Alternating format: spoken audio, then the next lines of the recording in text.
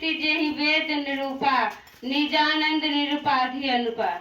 अर्थात जिसका न कोई आदि है न अंत है, जिसके बारे में संतों ने अपने अपने अनुसार वर्णन करके छोड़ दिया है, जिसको वेदों ने नेति नेति करके छोड़ दिया है, ऐसे परमात्मा का जाना जा सकता है।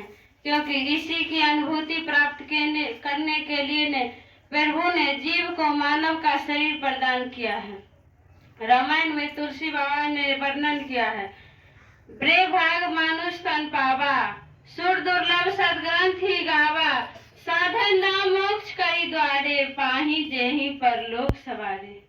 अर्थात मानव जीवन बड़े मिलता है, इसे प्राप्त करने के लिए देवता भी लालायित रहता है, ऐसा सारे धर्म ग्रंथों ने गाया है।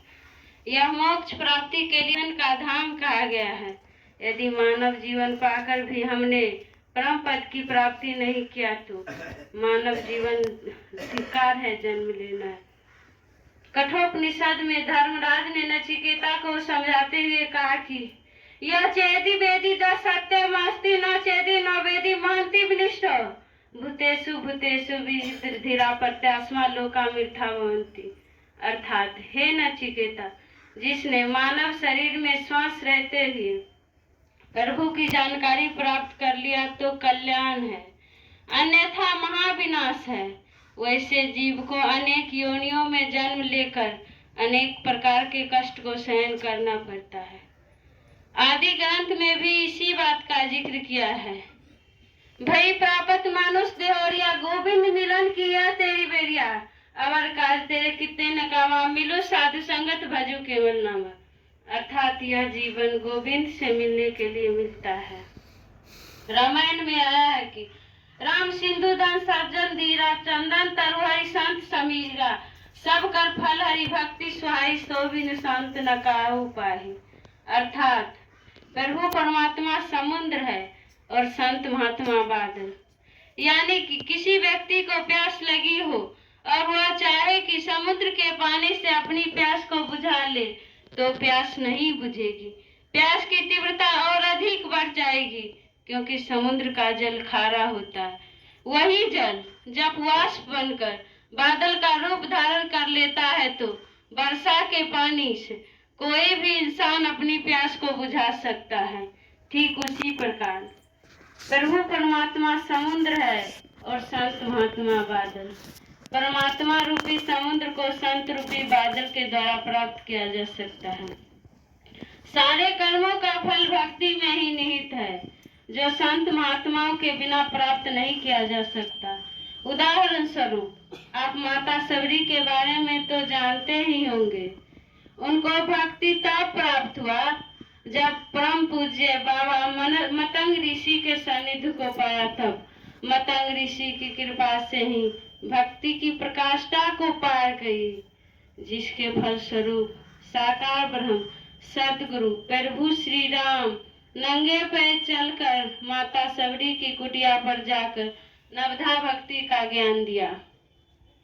साथ संगत जी, रामायण में आया है, जाते बेगी दरबहु मैं भाई, सो मम भक्ति भगत सुखदाई।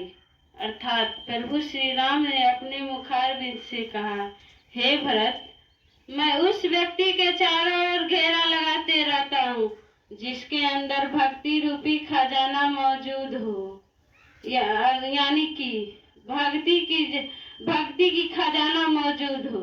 इंसान की जिंदगी में भक्ति की जागृति तब होती है जब उसका तन मन धन यानी कि किसी प्रकार का अहंकार न होकर उसके अंदर भावना रूपी नदी परमात्मा रूपी समुद्र से मिलने के लिए अग्रसित होते रहता। तुलसी बाबा ने रामायण में लिखा है कि भाव सहित खोज ही जही प्राणी मिली, भाव सहित खोज ही सही प्राणी पाई भक्ति मनी सब सुखानी। अर्थात जो इंसान जब भाव से प्रभु को, जिस इंसान के भावना प्रबल हो तो वह भक्ति रूपी मणि को पाकर खानी बानी के जाल से निवृत्त होकर परम गति को प्राप्त कर लेता है। साथ साथ संगत जी, भक्ति की शुरुआत ज्ञान के द्वारा होता है। ज्ञान सतगुरु के बिना प्राप्त नहीं किया जा सकता है। साथ संगत जी, संतों ने सबसे दुर्लभ ज्ञान को ही बताया है। संतों ने कहा है, विद्या धन बल रूप यश कुल सुत वनिता मान, सभी सुलभ संसार में दुर्लभ आत्म ज्ञान। यानी कि इस संसार में जितने भी पीर पैगंबर आए, चाहे प्रभु श्री राम हो, चाहे भगवान कृष्ण, चाहे स्वामी विवेकानंद जी हो, सबों को संत महात्माओं के सानिध्य को प्राप्त करना पड़ा। सबों को अपने आप की जानकारी प्राप्त करनी पड़ी। इसलिए मनुष्यों को यदि सुख शांति समृद्धि की चाह हो तो संत महात्माओं के चरण कमलों में बैठकर हर एक प्राणी के अंदर एक रूप लाकर प्रभु का वचन को कर्म रूप देते हुए इन संसार में जीवन व्यतीत करना चाहिए। साथ संगत जी, संतों ने कहा है, जो न तरे भव सागरे नर समाज यश पाए, सो कृत निंदक मंदमती आत्माहन गति जाए। साथ संगत जी, इसी चंद शब्दों के साथ वाणी को विराम लेती हूँ। साथ संगत जी, प्यार से कहिए।